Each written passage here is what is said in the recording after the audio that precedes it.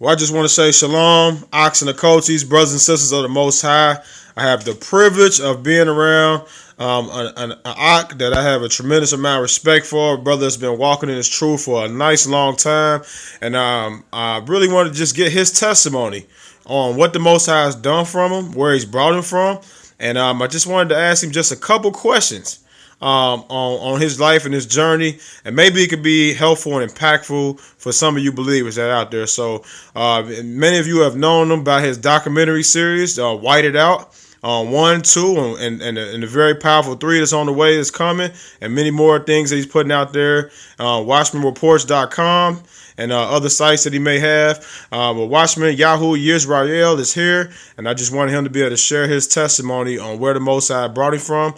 So I know he grew up in the streets of Detroit, around a bunch of crime, a bunch of violence, and just wanted you to be able to maybe share just a few minutes with the people about your journey in the earlier years in the Detroit streets.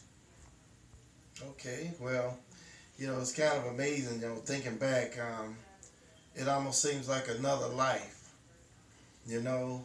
Um, Growing up in the city of Detroit was very rough.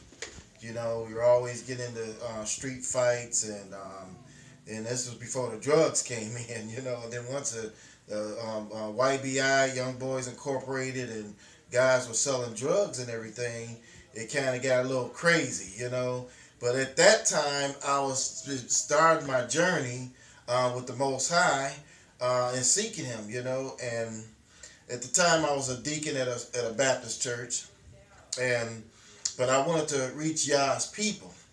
So I would do whatever I could to try to reach them. I'd take my Bible out with friends and just trying to reach them, even though I was trying to come away from that life. But at the same time, I wanted to be around my friends, so I'll take my Bible with me. And at that time, I hadn't received a Ruach yet. But what ended up happening was I was just very religious, and I just wanted to reach my friends. I wanted to pull some of them out of the streets because a lot of them were getting killed. A lot of them were going to jail for crimes, and it got really, really rough.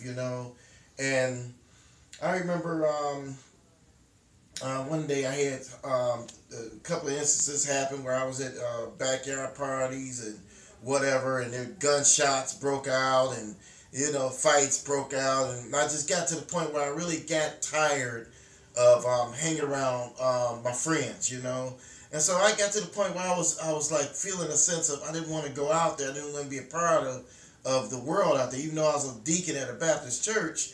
I was just really religious. I didn't really know the Most High. I prayed to Him, but I really didn't know Him at that time, But finally, what ended up happening was I got into a little bit of trouble, here and there, and it was enough to make me say, okay, enough is enough. I don't want to hang around these friends no more.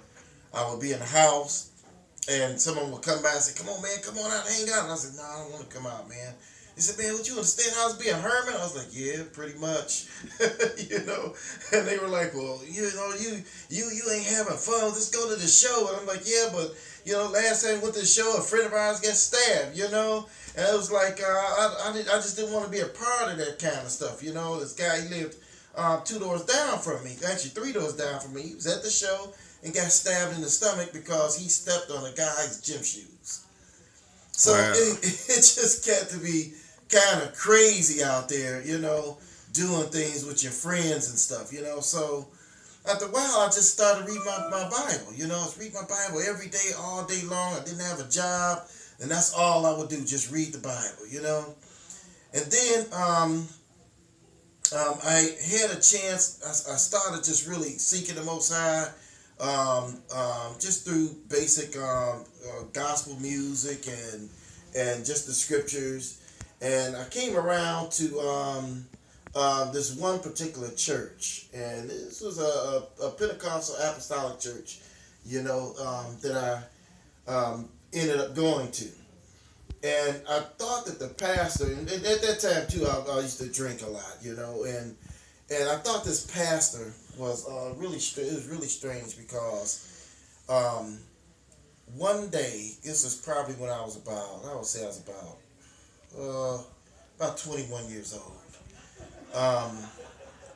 I I was sitting up. I had drank some liquor, and I was really feeling woozy. It was on a Christmas, and I had turned on the radio, and this pastor said, he was talking, and he said, "Don't you want to change?" You know, and I was like sitting there like, yeah, I need to change. He said, "Aren't you tired of living this life like this? Don't you want to get to know the Most High for real?" I said, yeah, I want to get to know Him, you know. And so he said, "Well, I'm gonna tell you right now, there's a blessing that you can get that will change everything." And he came from Deuteronomy chapter 28. Very interesting, huh? Talked about the blessings that Deuteronomy talked about. So when he read the scriptures, he said, all these blessings shall come on you and overtake you, and this gonna happen for you, and that, and everything you touch and you go in and come out, He's gonna bless you. I was like, that's what I need right there, you know. And so when the radio broadcast went off, I remembered his name, and I said, man, if I ever get a chance, I wanna find that church, you know. So what ended up happening was I went to, make a long story short, I ended up going to the church, and the Most High blessed me. I ended up receiving a Ruach at this particular church, you know. And my life just changed after that. I mean, the power to cast out devils, to speak against the things in your life, just everything just changed, you know. I could see things that the Most High was doing in my life, and it was just so powerful, you know. When I first received the word, I had so much joy, and yeah, you see, I get so excited when I talk about the word of Yah, you know, because I think about where I came from, you know. And so when I began this journey with the Most High, I noticed when I used to pray to the Most High, of course I was praying in the name of JC at the time, he would always call me Jacob. We talking about 20-something years ago. The Most High, whenever I would pray to Him, He would call me Jacob. And I always say, why does He keep calling me Jacob? You know, I keep hearing the Most High speak to my intuition, calling me Jacob. And when He would take me to scriptures, He would take me to scriptures, and I would just pray and open my scripture, and always dealing with Jacob. And where He was, it was like as if He kept calling me Jacob, you know. So I didn't understand that. But eventually it came around to what He got, because I was from Jacob, is what He was trying to tell me, that I could receive it. There's a lot of things early on that the Most High was trying to get me to see, but because there was no one teaching this thing, with no one that I wanted to receive it from, because I had an older brother, he knew that we were the children of Israel. But I didn't want to hear from him because he had some issues, and he had been to jail, and he had just been living, his life was just going kind of crazy. And so everybody in the family kind of shunned him. And he just got to the point where he got angry with everybody, you know, because nobody wanted to hear the truth that he had. And this is a truth that he just stumbled upon. And one day, I tell you his little testimony. He was on the side of a house, and he had spoken tongues. He got happy or something, spoke in tongues. The lady heard him praising the Most High in another language, the neighbor. And she's like, oh, he's speaking French, you know. And we was like, what? He's praising the Most High in French, the lady said, you know. And we were like, when we found out about it, I was like, he going crazy, you know. That's what we thought at the time back then. And of course, this is before the time now. But anyway, he had a nice little impact on me, but I was kind of like listening to the things he was saying about the Anglo-Saxons and the barbarians, and he knew all of this stuff, you know. And so I just kind of like shunned him too, didn't really want to hear him. But to make a long story short, I could continue to seek the Most High, and I ended up, just really seeking Him. But I struggled after I received the Ruach really bad.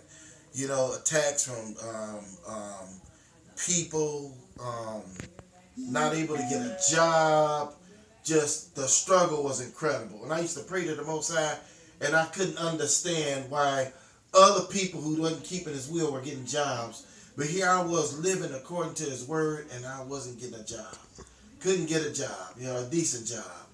And I remember I finally got this one job at the hospital. I was working this job at the hospital, and it was like, I was like, good, I finally got a decent job.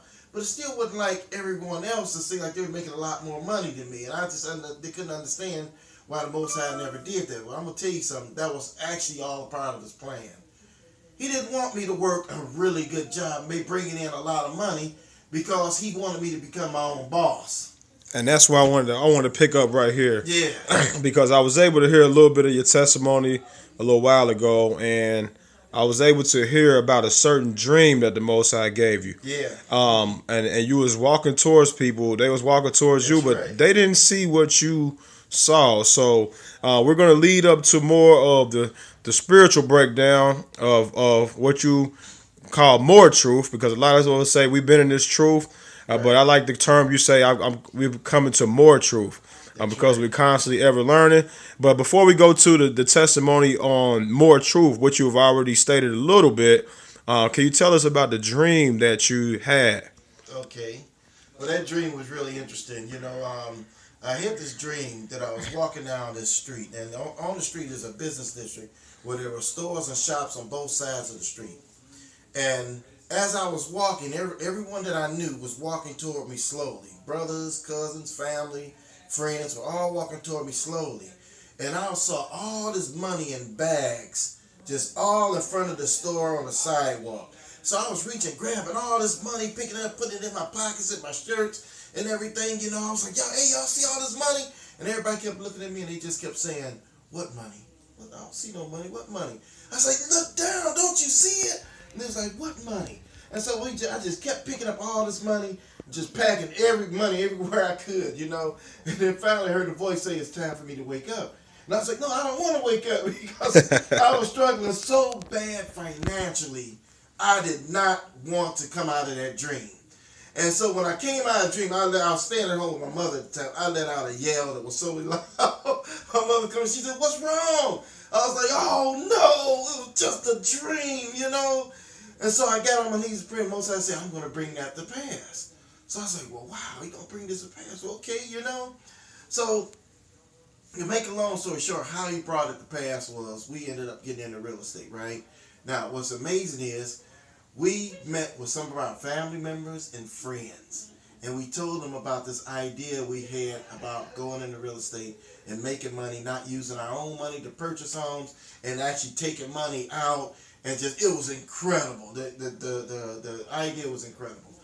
But when we met with them at this office, where all of us was together at this table, none of them could see the ideas, just like the dream. And they're like, what? Oh, I don't think that'll work. And we were like, look here, this is how we're going to do this thing. Now, if y'all want to be a part of it, come on, let's do it. And none of them wanted to participate. So we said, forget it. We went out and we brought 10 homes within a year. That's right, not using hardly any of our money. And then finally, the people, they were coming back like whoa, wait a minute, what happened? How did you? It was like we tried to pull y'all in. We tried to tell y'all what we were doing, And they were like, oh, man. But it was just like the dream. They couldn't see it. You know why they couldn't see it? Because equity in a home is money. It's hidden money. Right. Right. And to them, they couldn't see it. It was like the equity in a home. If you pay $10,000 for a house and it's worth $50,000, you got $40,000 in equity in that house. Right. But you just can't see it as tangible money. But the key is, if you get a loan on that home for $40,000, you're gonna pocket $30,000. Right. You're only paying $10,000 for the home. And that's kind of how it was. So we were packing away homes. We were buying homes and doing it. And I'm telling you, within a span of a year, we went from just barely making payments to pay our bills to I was working a job. After a year, I was working a job and I forgot I had my checks up at the office. My boss would call me and say, you don't want your money, man? You got 2 checks here. The checks were over close to $1,000, He's like, you don't need your money? And that's how much money we were making in real estate, as we were knocking down $10,000 to $15,000 checks almost at closing, you know what I mean? And we were getting the homes and stuff. So it was just really, it was incredibly just high, just fast paced, And but to make a long story short, nobody really got in on the idea that we were trying to tell them, And we went on to own 30 homes and 3 huge apartment buildings. One of them for which was a 67-unit apartment building that had, the building was worth about $1.5 million. Told our yeah. We had owned that building, you know. And I want to come in right here is that because many Israelites, people that's walking the truth, many of them just they brag on the curses a whole lot, Yeah. and so for you to be a man that's walking in truth, one that follows the statutes, the laws, the commandments of the Most High, and to be able to have that type of experience to fall back on, and to see that the Most High can provide for you.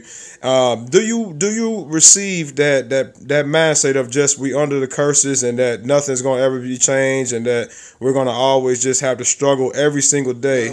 No. Let me tell you something. You know what's amazing? I never focused on the curses. I didn't find out about the curses until I found out we were Hebrew Israelites. But the Most High applied the blessings to me because I started keeping His word and following His truth. And guess what? When I first received the Ruach as a Christian, He had me meditating on the law. Right. I was meditating on the law of Exodus, the Leviticus, Deuteronomy, and the Torah. Those were the scriptures I meditated on. And now, even though I wasn't keeping the Sabbath, because our Christians teach it, that's done away with. You look at Paul's teaching, you think that you don't have to keep the Sabbath. So, and various things like that. But because I was so focused on various parts of the law and keeping His word and not living in sin, of course, and His promises as it relates to the blessings, that's what was manifested in my life. I mean, to the fullness, that's what manifested in our life, And then finally, when we came around to more truth, I got to say more truth, because you got to understand where I'm coming from with this. Everybody has some truth, okay? Whether you're a Christian, whether you're you can even be an atheist. There's some truth. Wait, let me ask you something. It's true that the sun is shining today, right? True. That's truth. You know what I mean? Truth is truth. Whether it got something to do with science, whether it got something to do with and we know there's a lot of falsism in science, okay? Just like there's a lot of falsism in Christianity, there's a lot of falsisms in other religions, and there's some falsisms that there's some Hebrews that Hebrew Israelites. That's right, Israelites are even teaching. So the key is we're coming into more truth, and we lay aside all the Christian stuff. So when I came into this aspect of the truth, I laid aside all the false Christian stuff, but all the stuff that I did receive that was true, I kept that stuff. You see, and I just continued to grow in truth, you see. Just like some religions, the Seventh-day Adventists, they keep the Sabbath. The Jehovah's Witnesses, they don't deal with any pagan holidays.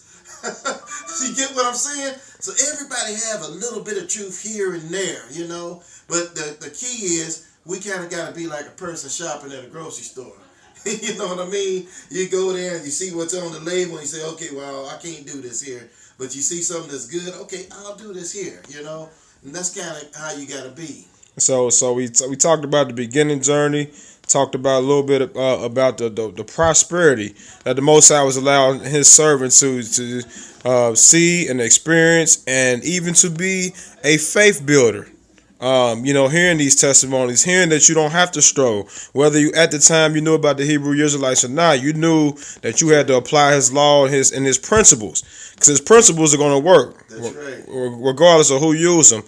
So now we want to focus on the last part of this, testimonial, is that how did the Most High bring you into more of the truth that you are teaching now, that you are using to wake up not only people in America but across the world? How did the Most High, at what point did He take you from where you was at? Because based off my understanding, you had a very good Bible knowledge since you were maybe 10, 11, 12 years old.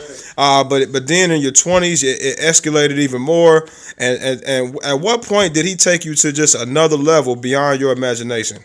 When I came out of the Christian church. No doubt. I'm telling you, that was the moment that made all the difference. When I came out of the Christian church, it was like coming out of a box.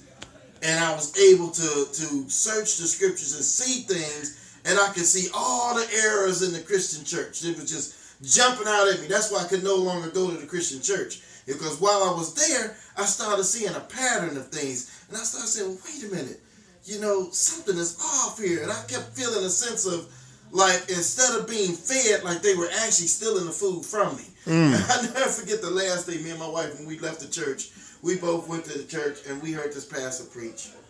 And when he got done preaching, I was so grieved until we couldn't imagine. It was almost like I was waiting to eat, and instead they made me starve a few extra days. But I remember getting in the van, what were we driving? A van at the time, and I was driving. I didn't want to say nothing, right? I didn't want to be negative. I looked over at my wife. She had a funny look on her face too, So we're just driving, and then all of a sudden my wife said, "Whew." And I said, what's wrong? And she said, oh my goodness. She said, I'm telling you, I just can't do this again. And I said, wow, you feel the same way? And she's like, yes. I said, my goodness, we felt totally drained.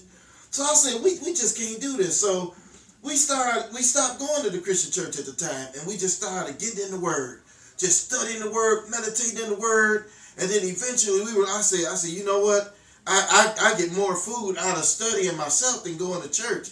So I stopped going to church, and people in the church, they started labeling me as being backslidden and all of this stuff. But let me tell you what the Most High would do. He was sending bishops to my house. He was sending people to my house to get the Word, and they'd come to my house to get the Word, and they'd be like, wow, how are you getting fed this Word like this? And I was like, I don't know, I'm just getting in the Word, And one bishop, he came to my house. He came to actually buy a car that I was selling. And when he got in the car, we just got talking about the Word. I didn't know he was a bishop. And the Most High just had me spew this Word on him, When I was done, he was like, wow. He said, I'm a bishop. And I was like, you a bishop? He's like, yeah. And he was like, wow, I'm just amazed at what you said to me. I was supposed to come here and hear this, And I was like, well, wow, thank you, yeah, But anyway, make a long story short, we made the transition. When being out of the church, it was easier for me to receive things. So that we became to the point where we were just seeking truth. Regardless of who it came from, we were seeking truth. So one day my wife came across some Hebrew Israelites on YouTube. They were on the streets teaching, but they were so abusive with their language, Until I said, I don't know what's going on with these brothers, but I can't hear that stuff. It's crazy. My wife was like, but some of the things they saying sound pretty interesting. And I was like, yeah, but I don't want to get into that, And so my wife, she was kind of persistent about it because it just stayed in her mind, And she said, do you think we could be the true Hebrews? And I said, true Hebrews of the Bible? And I remember my brother Tony saying that years ago. And I said, it's quite possible. I said, but I don't see how though. I said, because people over there, they speak the language. They're in the land and they speak the language. Those are the people. And she said, well, you said that Yahushua was black. And I said, yeah. She said, so how you got all these white folk then? That's so my wife was saying this stuff to me, right? And I said, oh, well, what happened was they went to Europe, and through 1,000 years of living in Europe, they eventually just turned white. And she looked at me with this look like, do you hear how you sound? I never forget that. And I was like, and I knew it sounded corny, But she was like, she's like, do you know how that sounds? So you think they actually just turned white? I said, I mean, that's how science works. And I was, my wife's like, okay, all right. She said, can we just research it? I said, ain't nothing to research, So I was kind of like avoiding it, And then one day my wife came to me. She said, honey, can you just research it? And I said, you know what? To myself, I said, I'm about to ban this woman from the computer, from looking at any of this Hebrew Israelite stuff, And what happened was, then the last time she came to me very nicely, and she said, honey, if you won't research if we're the people, can you research something about these Jews that's over there now? And I said, yeah, I'll do some research on that then. I said, I'll check that out, So I went on there and came across this Ashkenazi Jews and Khazar Jews. I said, Khazar Jews? I said, what in the world is this Khazar Jew stuff about? So I got to reading it, man, and then researching. I was like, oh my goodness.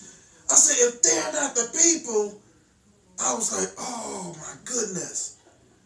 It's quite possible we the people then, because I thought about the transatlantic slave trade and everything. I thought about what my brother was saying, and it was like so much coming down on me at that moment.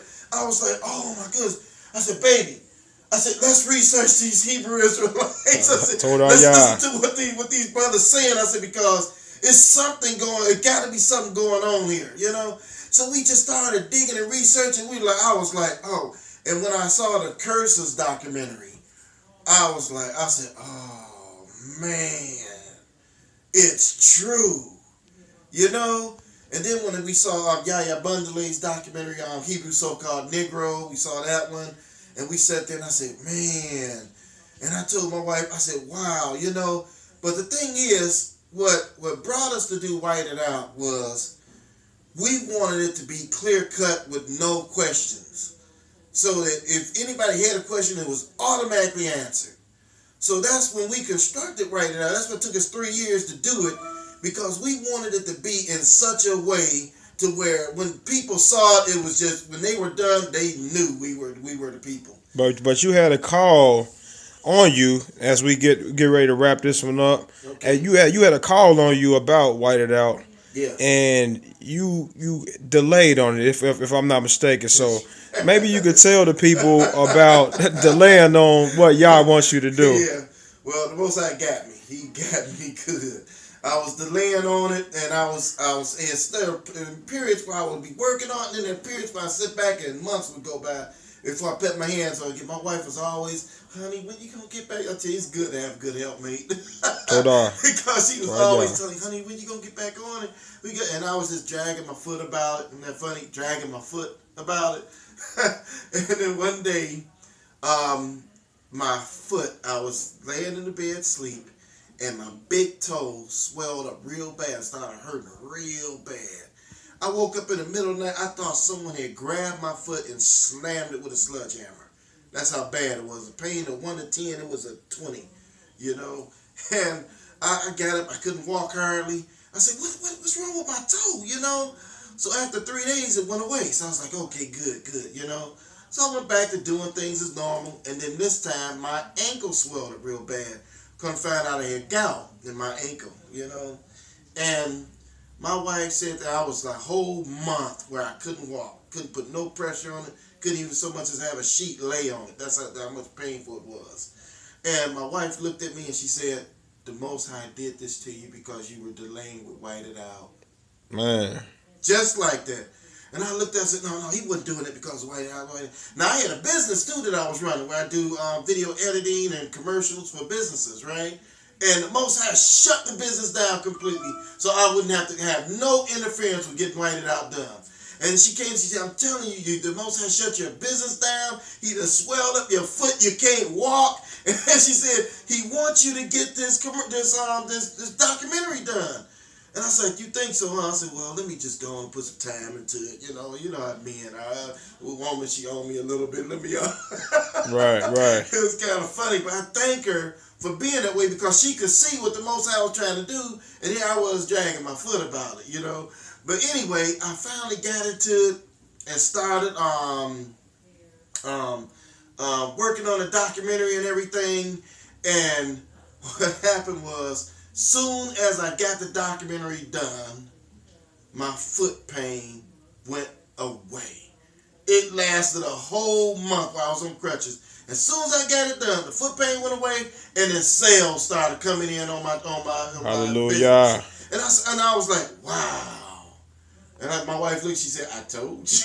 Like that. And I said, yeah, you were right, baby. You were right. He was getting me because I was delaying on White It Out, you know. And when we got it done and we put it out there, it had a night. I was a little nervous about it. I didn't know what kind of response I was going to get from people, you know, because some of the things I saw, my family members, one of my brothers, he thought it was kind of militant. I said, you think that's militant, huh? Oh boy, you don't want to see some of this other stuff on the internet, you know. But anyway, I've learned that the Most High, He has a purpose for us, you know. And sometimes we don't know what that purpose is. But I've learned that if you really seek the Most High, if you rest in Him and allow Him to guide you, He'll show you what your purpose is, and He will cause it to happen. Ain't nothing you can do to stop it. That's what's amazing about it. That when you come into His will and you doing His will, ain't nothing you can do to stop it. Ain't come hell and high water. Satan can't stop it, and people can't stop it.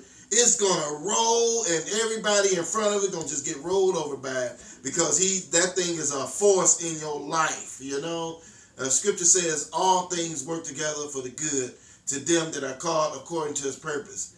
And you are called according to His purpose. That's right. Hallelujah. And He's going to work things in you. And the more we hold back from doing our own will, the more His will can be manifested in our life.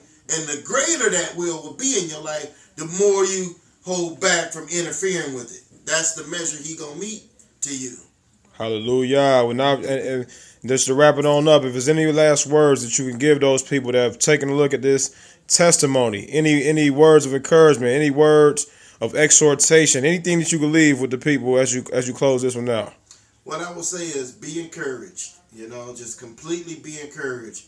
Focus on those blessings of Deuteronomy, because the only thing in Deuteronomy, in the curses that won't turn around your life, is the fact that we're in the land of our captivity, and there are other things pertaining to that. But other than that, all those other curses can be void in your life, because if you start to keep His commandments, He will apply that to you as an individual. As a people, of course, we're still under the curse. But as individuals, He won't allow that curse, those things to come on you. That's why He said that what's going to happen. He said the enemy is going to come against you. You won't be able to.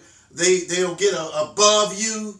But that won't be that won't be applied to your life. You'll get above them financially, because the Most High said, because you're this way, I'm going to bless you, and you're going to be blessed in your basket and in your store, and everything you put your hand to do will be blessed. And all I want to tell you is just be encouraged, study those blessings, concentrate on those blessings, know you're the people, and the curses prove who you are as a people. But know that you can those blessings can be applied to your life if you do what thus saith Yah.